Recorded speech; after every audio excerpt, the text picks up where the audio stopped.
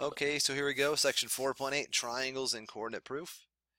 Now, this section is again an important section as far as standards are concerned because it's about proving triangles are congruent or some special relationships about them using coordinate proofs.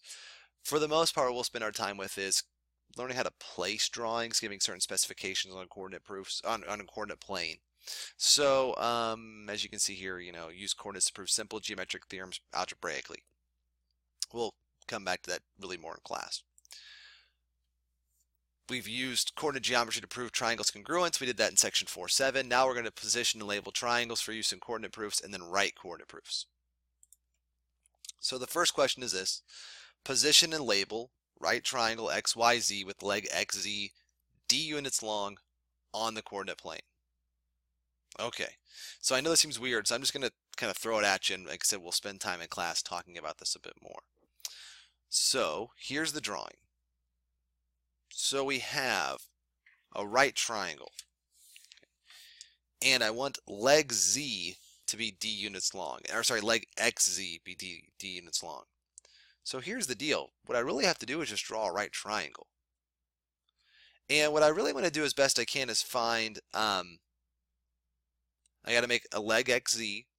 I got to make that leg d units long, and I've also got to just make sure that I find all the corners and label them. That's what this is saying to do. So I'm going to just draw a right triangle, and the easiest way to do this is to put the vertex at the center or at the origin. And that blue is not going to show up, is it? Well, it does a little bit. Let's do red instead. The red will show better, I hope. Yeah, there we go. So here's my triangle. Okay, label those. Now, it does say leg XZ has to be d units long. So and it doesn't tell me which one the right angle is. So I'm just going to call this XZ and then call this Y. Now here's the important part of this problem, is labeling where X, Y, and Z are. I'm going to say X is at the origin, so 0, 0. That's the easiest way to do it. Now this guy here has to be d units long. So here's the tricky part. That means I have to go right d units to get there. So I've changed the X to be d comma 0 because I didn't go up any. I just went right d units. Okay. So that's the tricky part. Is, well, wait, why did you do d? Well, it told me to make this leg d units long, so I went right d units up 0. Now for this point y here, same idea. I've got to label this coordinate something. So I'm going to label it, well, let's see here. I went up. I didn't go left or right any, so it's going to be 0 for x, comma something. And just go up some distance. I don't care what distance, 5, 11, b units, whatever. What the book does is it just puts a variable there because it's some unknown length. So we're going to call it a units. Okay. So again, this is going to be tough. We'll spend a lot more time in class doing this, but I wanted to at least just show you one and, see if you can kind of maybe before class starts get an idea what's going to happen. And this is a right triangle because I used the x-axis and the y-axis to make my right angle. So there we go. Okay. Let's see, next example. Okay, so this is kind of like the same idea, but this time instead of us, excuse me, sorry about that. Instead of us coming up with the points ourselves out of nowhere, we're going to fill those guys in. So we're going to fill in Q, S, given this drawing. So, here's what we know. Q, well, Q is at the origin. So if Q is at the origin, that means its ordered pair has to be at 0, 0. Okay, 0, 0. That's hopefully easy to identify. If I look at R, it's gone right C units. Okay. So what that means is this point S has to be just as far to the right as it is. So it has to also be C units for this. Now those two you could get even if you didn't know what kind of triangle this was, because you could see it. Oh, Q is at 0, 0. I went over C units. This better be the same thing. Much like if this were the point 3, 3, 0, I went over 3 units here as well. So this better have the same distance over that this guy did. That's why. So it's not telling me to use 3 because it said use C, but I could kind of argue it that way. Now the tricky part then is SR. How do I find that length? Well, what I have to realize there is this triangle, and this is the key to the problem, is isosceles and right. Well, here's the right angle. Here's the hypotenuse. That means that this side here has to be the same length as this side. So like I said, if this is 3 units long here, this has to be 3 units long here. Now what its actual length is I've gone right C units. So I must also, go up C units. That's what its real length is. Some unknown number C. Now, if I had indeed gone 3 units to the right and 3 units up, okay, this would be 3, 0. This would be 3 for the x, but also 3 up for the y. So it had to be 3, 3. So this is the part that's weird and strange because it's abstract, but this ordered pair is at C, C. So 0, 0 since it's the origin, C0 since it's right C0, that's what they gave us. But then I have to go up this point here. Well, it's just as far right, so it's got to maintain C for the x. And I have to go up C units to make it right isosceles.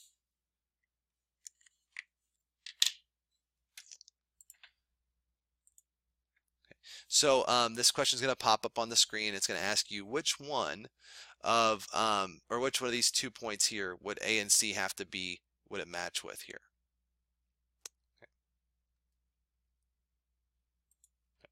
Now, oh dang it, I thought I put it in here, I guess I didn't. Okay, now there are 3 formulas that I meant to put in here, so I'm going to have to just, instead of pausing this video, I'm sorry, I don't know what I did. I thought I put it in here, must have deleted it. There are 3 formulas we need for this section. Okay. There is the distance formula. Distance formula is x sub 2 minus x sub 1 squared plus y sub 2 minus y sub 1 squared. There's the midpoint formula. That's x sub 2 plus x sub 1 over 2, comma, y sub 2 plus y sub 1 over 2, comma, or parentheses. And then there's the slope formula.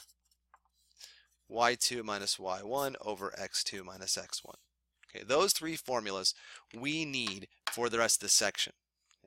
Now I'm only going to have you do one of these proofs together on the video, and then the rest you've got for homework. So, drafting.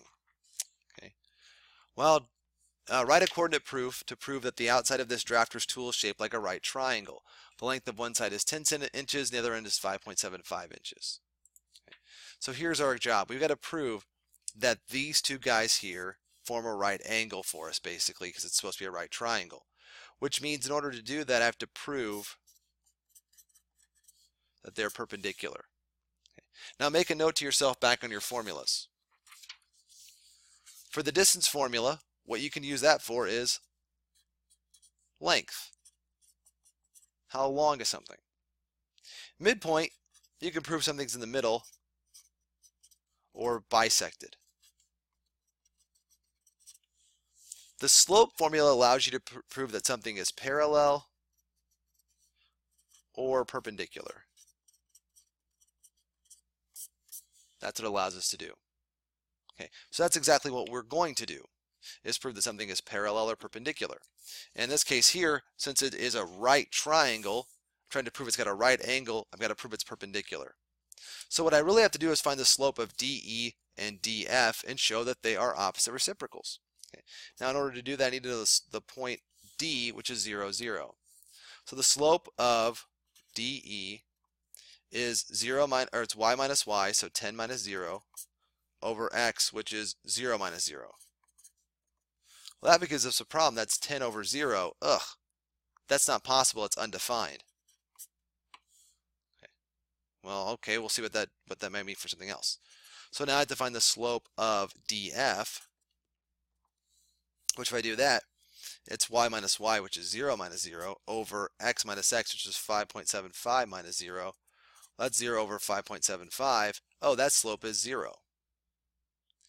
Well, we talked, it's been a while, we talked about this back in chapter 3, that if 2 lines are perpendicular, the slopes either have opposite reciprocal slopes, which these don't because it's undefined, or they're horizontal and vertical, This guy's vertical because he's got undefined slope.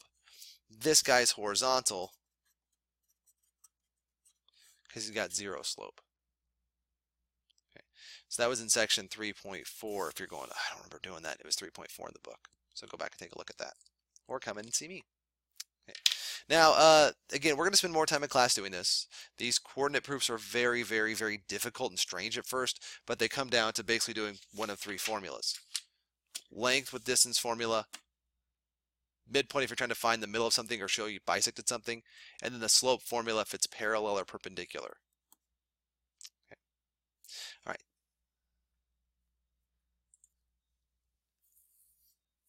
Now for homework, I'm giving you two problems out of the book, and what they are is they're just like this first example here. Okay, and I just want you to try them. I know they're going to be weird and strange, they always are, but I want you to draw a right triangle with legs AC and AB so that AC is 2A units long and AB is 2B units long. Okay, just try to draw it, label it as best you can, and we'll talk about what's right and wrong and some techniques to help out with this. And then same thing for 2, draw isosceles triangle FGH with base FG, okay, that has lengths 2A units long. And again, what we'll do is we'll talk in the class about what was good and what was bad. Okay, so I'll see you in class tomorrow. If you're completely confused, shoot me an email. Come in tomorrow morning, talk about it. Don't try to wait until the last second and go, I was lost in class.